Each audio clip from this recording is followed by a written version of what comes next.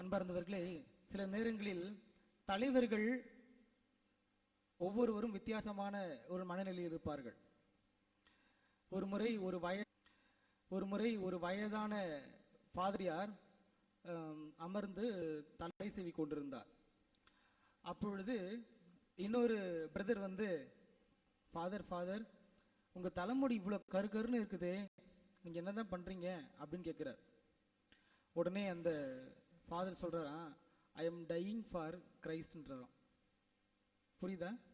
அவர் வந்து வெள்ளை முடியோடு இருக்கணும், ஆனா அவர் கருப்பு முடியோடு கருன்னு இருக்கிறார். அவர் சொல்றாரு ஐ எம் டையிங் ஃபார் கிரைஸ்ட்னு சொல்றார். ஸோ இது மாதிரி தான் வந்து ஒவ்வொரு மனநிலையிலும் ஒவ்வொரு தலைவர்கள் இருப்பாங்க. அதுபோல இன்று பார்த்தோம் என்றால், ஒரு நல்ல மெய்ப்பெண் தன் உள்ளத்தையே கொடுப்பவனாக இருக்க வேண்டும். உள்ளத்தை மட்டும் இல்லை, உள்ளதையும் கொடுப்பவனாக இருக்க வேண்டும். தேவைப்பட்டால் உயிரையே கொடுப்பவனாக இருக்க வேண்டும் என்று நாம் தியானிப்போம். கிறிஸ்துவின் பிரியமானவர்களே, இயேசு தன்னை நானே நல்ல மெய்ப்பெண், அதாவது நல்ல ஆயன் என்று கூறும் பொழுது இது எங்கே கூறுகிறார் என்பதை நாம் சற்று பார்க்கும் பொழுது, ஒரு பிறவிலே குருடா இருந்த ஒரு கண்ணு தெரியாத ஒரு நபரை அவரை குணப்படுத்தி விட்டு வரும் பொழுது, பரிசேயருக்கும் நம் ஆண்டவராக இயேசு கிறிஸ்துவிற்கும் இடையே நடைபெறுகின்ற ஒரு விவாதமாக இருக்கின்றது. அங்கு நானே நல்ல ஆயன் என்கின்றார். நல்ல ஆயன் சொன்னா கண்டிப்பா கல்லாயன் இருப்பாங்கல்ல. அப்படின் பொழுது நமது பழைய ஏற்பாட்டை நாம் பார்க்கும் பொழுது கள்ள ஆயர்களை பற்றி நாம் சற்று பார்ப்போம்.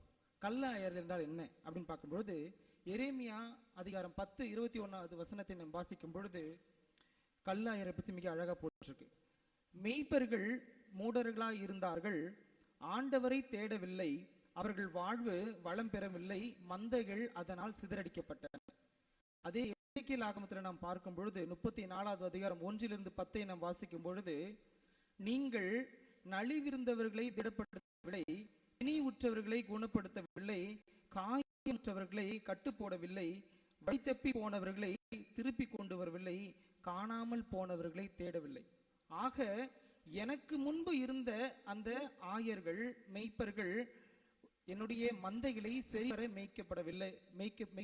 மேய்க்கவில்லை, அவர்களை பாதுகாக்கவில்லை, அவர்களை சரியாக வழிநடத்தப்படவில்லை என்று ஆண்டவர் கூறுகின்றார். அதனால் அதனை தொடர்ந்து நாம் வாசிக்கும் பொழுது எசேக்கியேல் 34 அதிகாரம் 11 நாம் பார்க்கும் பொழுது, நானே என்னுடைய மந்தைகளை நான் பார்த்துக் கொள்கிறேன், என்னுடைய மந்தைகளை நான் வழி நடத்துகின்றேன் என்று ஆண்டவரே வருகிறார்.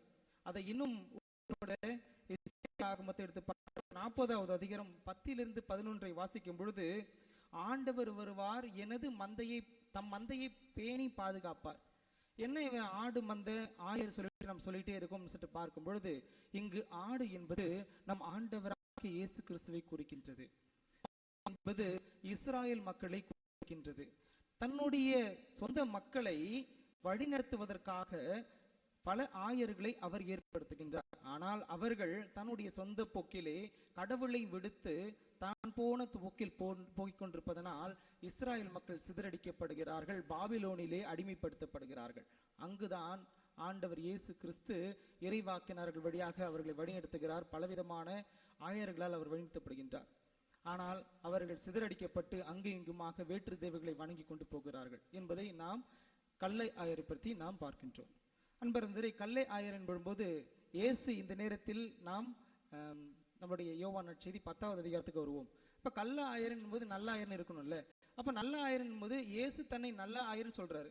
அப்ப எதனால சொல்றாரு அப்படின்னு பார்க்கும்பொழுது பாத்தீங்கன்னா, சாதாரணமா எடுத்துக்கொள்வோம். ஒரு தலைவர் இருக்கிறாங்க, அவருடைய ஜனங்கள் இருக்கிறாங்க. ஒரு அரசர் இருக்கிறார்கள், அவருடைய மக்கள் இருக்கிறாங்க. அதே போல வந்து ஒரு ஆடு மேய்ப்பவர், அதாவது ஆயர் இருக்கிறார், அவருடைய மந்தைகள் இருக்கிறாங்க. அப்ப அவங்களுக்கு என்ன தேவை அப்படின்னு பார்க்கும்பொழுது, ஒரு ஆடு மேய்ப்பவர்களுக்கு தன்னுடைய மந்தைகளுக்கு முதலில் என்ன தேவை? ஒரு சாதாரண தண்ணீர் தேவை. அதை நம்முடைய வாழ்க்கையில ஒப்பிட்டு பாருங்க. தண்ணீர்னா என்ன? தண்ணீர் வந்து நம்முடைய கிறிஸ்துவ வாழ்க்கையில ஒரு புனிதப்படுத்த பொருளா இருக்கு. இதை நாம் எங்கு தியானிப்போம்? யோவான் 4வது அதிகாரத்திலே அந்த சமாரிய பெண்ணிடம் கடவுள் கிணற்று நடிகை அப்பொழுது பேசுகிறது. கடவுள் அந்த சமாரிய பெண்ணிடம் புது வாழ்வை பற்றி பேசுகின்றார். அப்பொழுதுதான் நான் கொடுக்கும் தண்ணீரான அது உனது வாழ்வை மாற்றும், அது குடித்தால் உனக்கு தாகமே இராது என்று சமாரிய பெண்ணிடம் கூறுகின்றார்.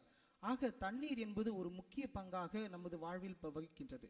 இதை இரண்டு விதமாக நான் பிரிக்கலாம். தண்ணீர் மூலமாக நமக்கு உட்புறமாகவும் வெளிப்புறமாக எவ்வாறு தூய்மையாகின்றோம் என்பதை பார்க்கும் பொழுது, வெளிப்புறமாக பார்க்கும் பொழுது எசேக்கியேல் ஆகமம் 36வது 25வது வசனத்தை பார்க்கும் பொழுது, அந்த தண்ணீர் தெளிக்கப்படும் பொழுது நம்முடைய அழுக்குகள் தூய்மைப்படுத்தப்படுகின்றது என்று நாம் வாசிக்க கேட்கின்றோம். ஆக நம்முடைய வெளிப்புற அழுக்குகள் தண்ணீரால் தூய்மைப்படுத்தப்படுகின்றது. சற்று உள்புறமாக பார்க்கும் பொழுது யோவான் 10வது அதிகாரம் 3வது வசனத்தை பார்ப்போம். தன்னுடைய மந்தையை 10வது அதிகாரம் 3வது வசனத்தில் பார்க்கும் பொழுது ஒரு ஆயன் தன்னுடைய மந்தையை எவ்வாறு பாதுகாக்க வேண்டும் என்பதை பற்றி நாம் வாசிக்கின்றோம். அதற்கு முன்பாக தண்ணீரில் இரண்டாவது வகை என்னவென்றால், அந்த தண்ணீரானது நமது உள்ளத்திலிருந்து வர வேண்டும் என்று கூறுகிறார். எந்த உள்ளத்திலிருந்து வர வேண்டும், எப்படி வர முடியும் என்று நமக்கு கேள்வி எழுப்படும். அது நாம் இப்பொழுது அந்த சமாரியத்தின் உண்மையிடம் இயேசு, அந்த சமாரிய பெண்ணிடம் இயேசு கூறியதை நாம் சற்று சிந்தித்து பார்க்க வேண்டும். அந்த நேரத்தில் நாம் பார்க்கும் பொழுது அவர் கொடுக்கின்ற அந்த தண்ணீர் தன்னுடைய இருதயத்தில் வர வேண்டும். எப்படி? அந்த சமாரிய பெண் இயேசுவை ஏற்றுக்கொண்டு இயேசுவை மெசியா என்று நம்பி இயேசுவை பறைசாற்றுகிறார். அப்பொழுது இயேசு அந்த பெண்ணின் உள்ளத்தில் உதிக்கிறார். அந்த உள்ளத்தில் வருகின்ற அந்த தண்ணீரின் மூலமாக அவருடைய வாழ்வு, உள்கரைகள், அவருடைய பாவ வாழ்க்கையில் எல்லாம் மாறுபடுகின்றன. அன்பார்ந்தவர்களே, இதில் நாம் முக்கியமாக தெரிந்து கொள்வது என்னவென்றால், கடவுளிடந்து வருகின்ற அந்த வார்த்தையை நாம் உள்நிறுத்தி தியானிக்கும் பொழுது, அந்த வார்த்தையின் பிரகாரம் நாம் நடக்கும் பொழுது நம்முடைய வாழ்வு மாறும் என்பது தெள்ள தெளிவாக தெரிகின்றது. ஆக தண்ணீர் ஒன்று வெளிப்புறமாக நம்மை தூய்மைப்படுத்துகிறது.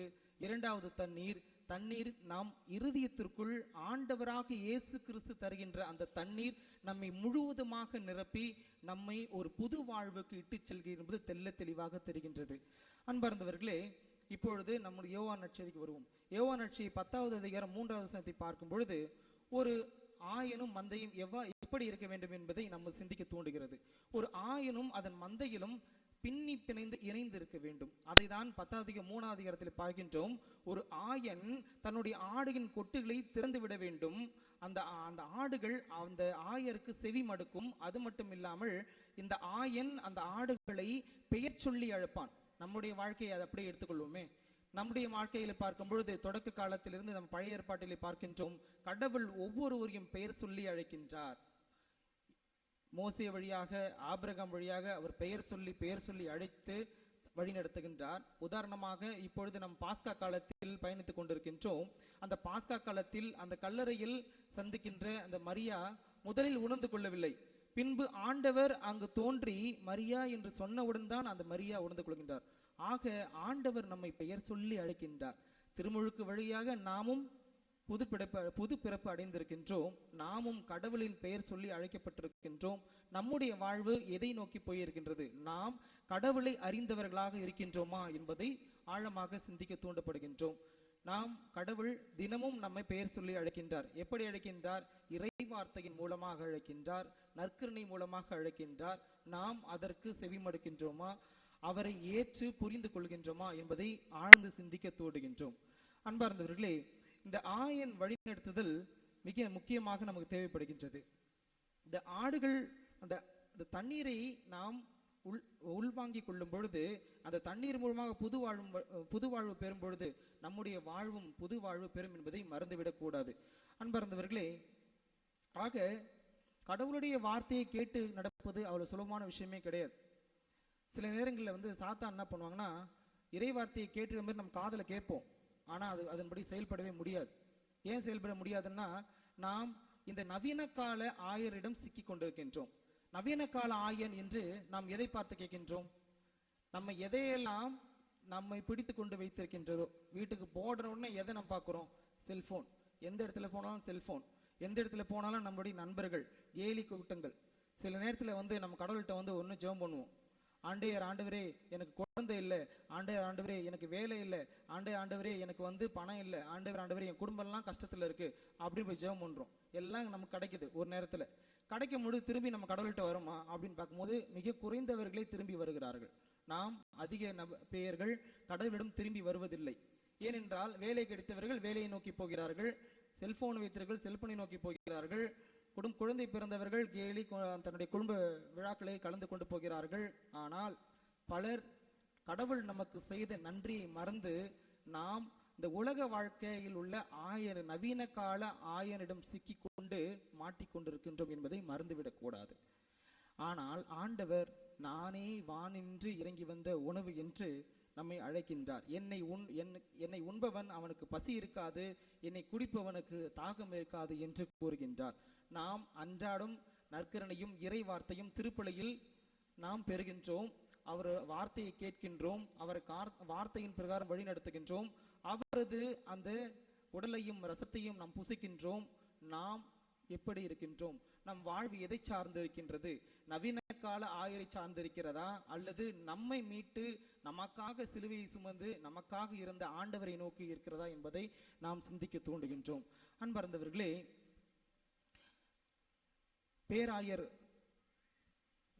பேராயர் ஒருவர் அமெரிக்காவில் வாழ்ந்திருந்தார், தென் ஆப்பிரிக்காவில் வாழ்ந்திருந்தார். அவர் ஒரு முறை ஒரு எளிமையான மக்களுக்காக போராடுகின்றார். அந்த போராட்டம் பெரிதாக அவரை எதிர்த்தவர்கள் பலர் இருந்தார்கள். ஆனால் அந்த பலர் இருந்தாலும் கூட அவர் தன்னுடைய வாழ்க்கையில் எடுத்துக்கொண்ட அந்த லட்சியத்தின் பிரகாரம் அந்த ஏழை எளியவர்களுக்காக, கஷ்டப்படுபவர்களுக்காக அந்த பேராயர் போகிறார். ஆஸ்கர் ரொமாரியார் என்ற அந்த பேராயர் கடைசியில் அவர் திருப்பலி நிறைவேற்றியிருக்கும் பொழுது அவர் சுட்டுக் கொல்லப்படுகின்றார். அன்பார்ந்தவர்களே, தன்னுடைய வாழ்நாளில் முழுவதும் ஏழை எளியவருக்காக தன்னுடைய வாழை செலுத்த அந்த ஆயரை போல நாம் இருக்கின்றோமா? நான் அதற்காக உங்களை வேத சாட்சியை மறிக்க சொல்லலை. நம்ம குடும்பங்களில் குடும்ப தலைவர், குடும்ப தலைவி ஒரு ஆயராக இருக்கிறீர்களா என்பதை சிந்தித்து பார்க்க வேண்டும். ஒரு குடும்ப தலைவன் என்னுடைய குடும்பத்தை ஒரு ஆயனாக இருந்து வழி நடத்துகின்றேனா? அவளுக்கு தேவையானதை நான் தருகின்றேனா? ஒரு ஆயருக்கு என்ன தேவை? முதல் தண்ணீர் சொன்னேன், ரெண்டாவது சாப்பாடு. அப்போ ஒரு குடும்ப தலைவர் இது இரண்டையும் தருகின்றார். அப்ப சாப்பாடுன்றது என்ன அப்படின்னு பார்க்கும் பொழுது இயேசுவே சொல்லிட்டார். என்ன இயேசு சொல்லியிருக்காரு? என்னுடைய தந்தையின் திருவுள்ளத்தை ஏற்று அதன்படி நடந்து அதன்படி செயல்படுவதே எனது உணவு என்கின்றார். ஆக இயேசுவின் உணவு தந்தையின் திருவுள்ளத்தை ஏற்று அதன்படி செயல்படுவதே.